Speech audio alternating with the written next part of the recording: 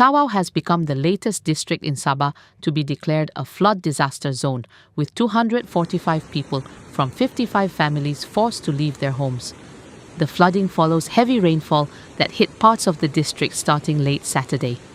As of 8 a.m. on Sunday, the total number of displaced residents across 4 affected districts, Tawau, Kota Marudu, Paitan, and Pitas, has risen to 5,141 people from 2,160 families.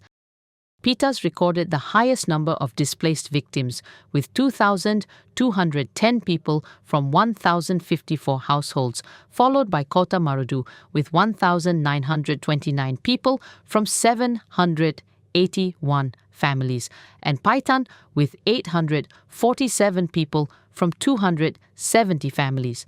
A total of 80 relief centers remain operational to provide shelter and aid to those affected. The floods in the 4 districts have affected 80 villages, but no deaths have been reported so far.